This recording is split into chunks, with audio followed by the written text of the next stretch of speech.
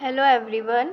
Today we are discussing about the question number first from the exercise 1.2 from class 10th. This is our very important question for our examination. This is the most important question. This is the very important for this chapter. So let's we start by writing the solution. अब इसमें हमारे पास कुछ formats होते हैं, कुछ language होती है जो हमें एज इट इज़ लिखनी होती है. दैट्स वाई ये वाला क्वेश्चन हमारे CBSE एग्ज़ाम में हमेशा 3 या 5 नंबर का हमेशा आता ही आता है, क्योंकि इसकी जो लैंग्वेज है वो हमें एक तरीके से बस एक यही क्वेश्चन है जो हमें याद करना होता है पूरे मैथ्स के पेपर में. तो इसकी लैंग्वेज हमें बहुत अच्छे से याद करनी पड़ेगी. सो इसकी लैंग्वेज है, हम स्टार्ट करते हैं. Let us assume that √5 is an rational number.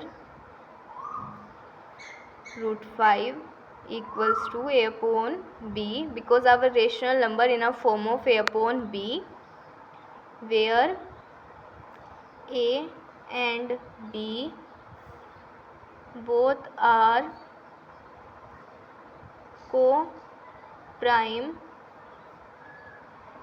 integers, where our b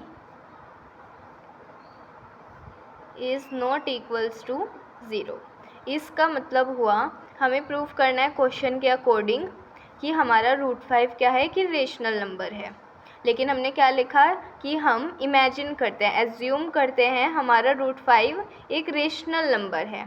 ये हमारा कॉन्ट्रडिक्शन हो गया, जिसकी हेल्प से हम इसे प्रूफ करेंगे.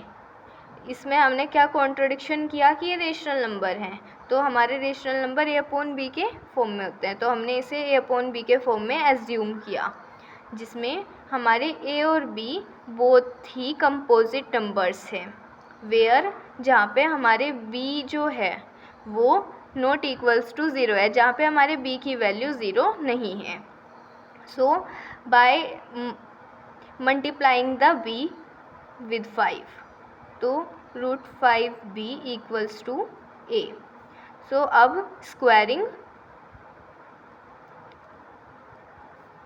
बोथ साइड्स, √5b का स्क्वायर a स्क्वायर.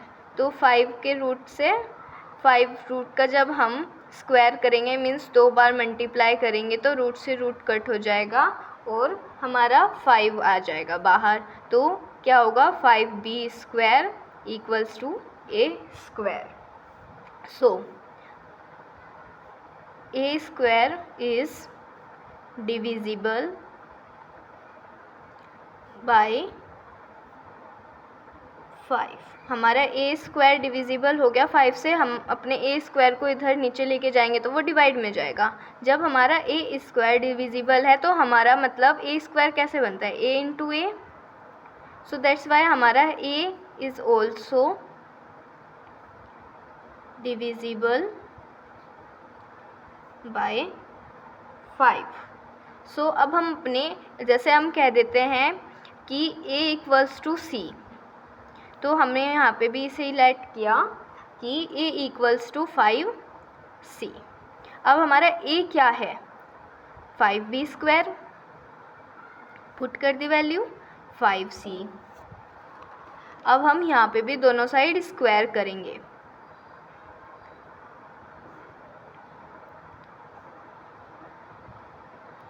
अब यहाँ पे 5b स्क्वायर है ही 5c स्क्वायर. सो 5b स्क्वायर हमारा एज इट इज़ 5 का स्क्वायर 25 c स्क्वायर. तो b अगर हम इसे इधर डिवाइडेशन में ले जाएंगे तो 25 अपॉन c अपॉन 5, तो b square equals to 5c square. So our b square is divisible by 5. According to this, again b is also divisible by 5. अब हमें इसमें क्या प्रूफ करना था कि ये इरेशनल है। अब हमारे कुछ रूल्स हैं मैथ्स के कि irrational into irrational is always irrational and rational into rational is always irrational.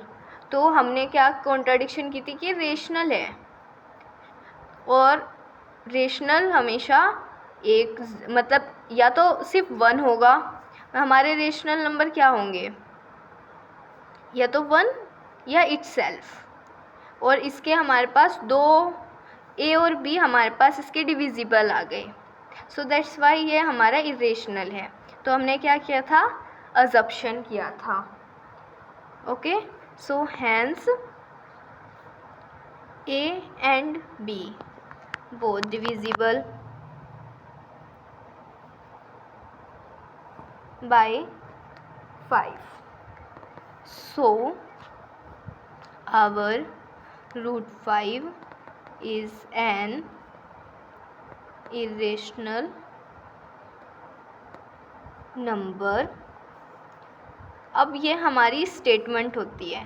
So our root 5 is an irrational number because our contradiction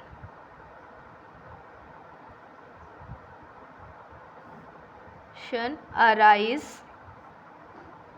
wrong assumption। इस स्टेटमेंट का मतलब है कि हमने जो एज्यूम किया था कि हमारा रूट 5 क्या है, रेशनल नंबर है, बट हमने जब इसका सॉल्यूशन निकाला हमें कंक्लूड हुआ कि हमारा रूट 5 एक इरेशनल नंबर है। और जो हमारी अजप्शन थी, जो हमने इसे अजप्शन किया था कि रेशनल नंबर है, वो हुआ गलत साबित।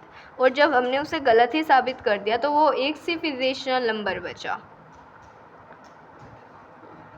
So this is our solution of this question, and again we are repeating, it is very important question for our examination, and thank you.